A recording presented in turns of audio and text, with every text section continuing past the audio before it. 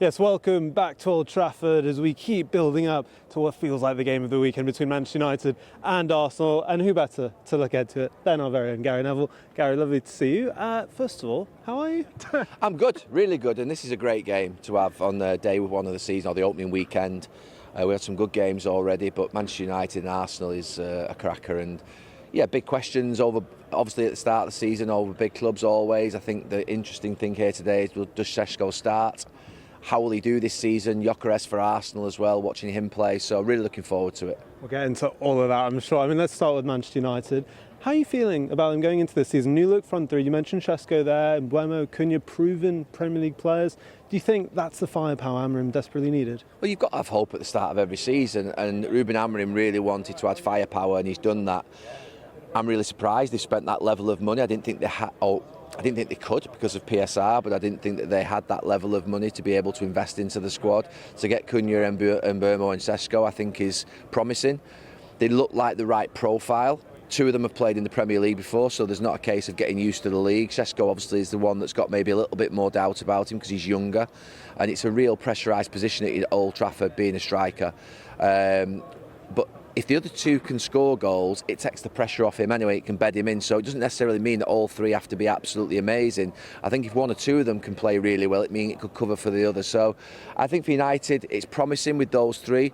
There are still question marks in midfield, and obviously with the goalkeepers make too many mistakes.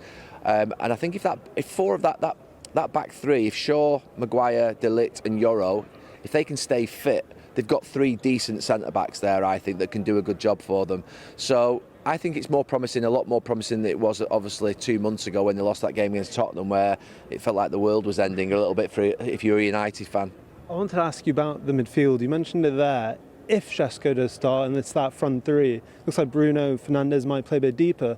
Who's his ideal partner? We know United have been linked with Carlos Baleba this summer, but do you still think that's an area they need strengthening? Yeah, it absolutely needs a central midfield player to go alongside Bruno Fernandes. I would have hoped that Kobbie Mainoo would have emerged in this last 12 to 18 months to be a real star. It's not quite happened for him. That maybe still could happen, but it doesn't feel like it's happening at the moment. It doesn't look like the manager's totally having him either in that position alongside Bruno. Casemiro, we know, has been a world-class player, but his legs, they struggle to get about the pitch, particularly if you're playing against a great team, and this always feels quite big at Old Trafford.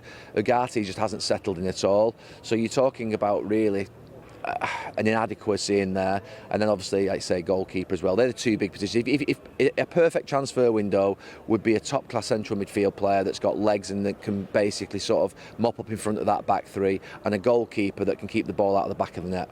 You touched on Šeško as well. I mean, you played with some fantastic strikers yourself. Ruben Amorim told us in his news conference on Friday, Šeško could be United's number 9 for years to come. He has to be. But I just wonder what attributes is he going to have to show to do that, because United haven't had a striker that's scored 20 goals since Robin van Persie. He's going to have to handle everything that goes with playing at this football club, and there's been a lot of examples over the last 10 years where players have come with great reputations, great potential, it hasn't quite worked out for them. So composure, temperament, confidence, arrogance, to be able to step out here and stick your shoulders out and your chest and say, I am Manchester United's number 9.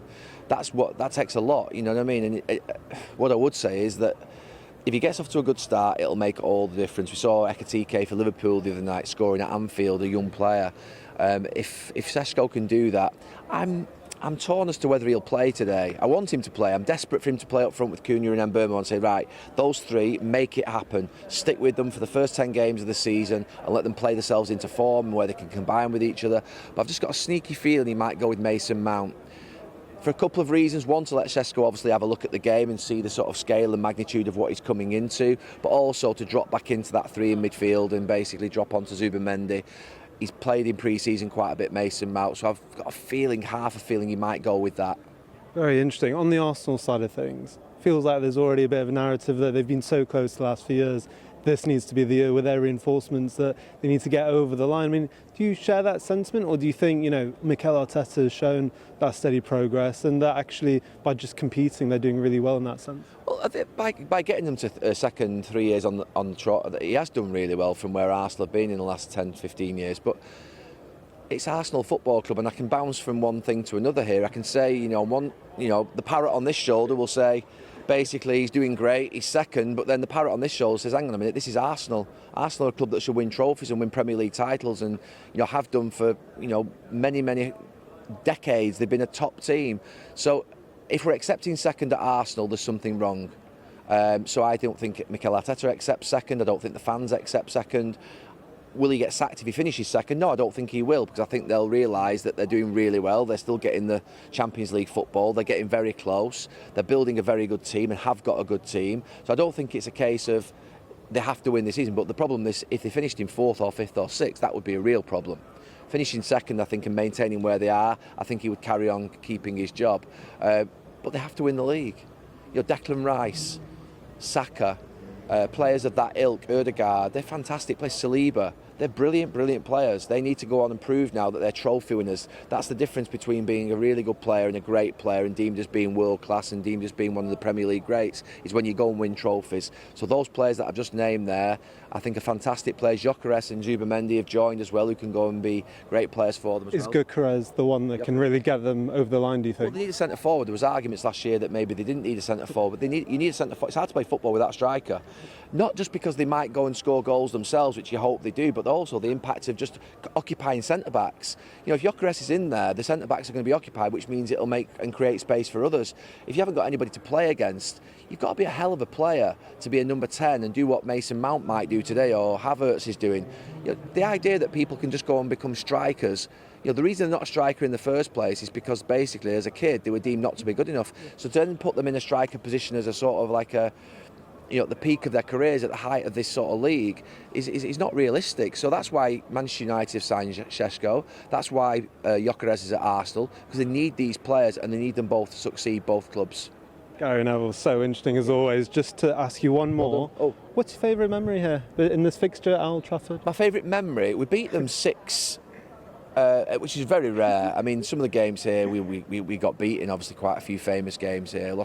We lost the title here one year where Overmars scored over there. So I will mention the fact we had some really bad experiences. And I saw Freddie Ljungberg there before, who's obviously had some good experiences. But the best one, we beat them 6 one year here. And that was a brilliant game because you don't often get to play against a team of that quality and be 3-4-0 up and be able to relax. So it was just a nice day, and I think it was a sunny day as well. Quite early in the season, it felt like, maybe September. You're already making some comparisons.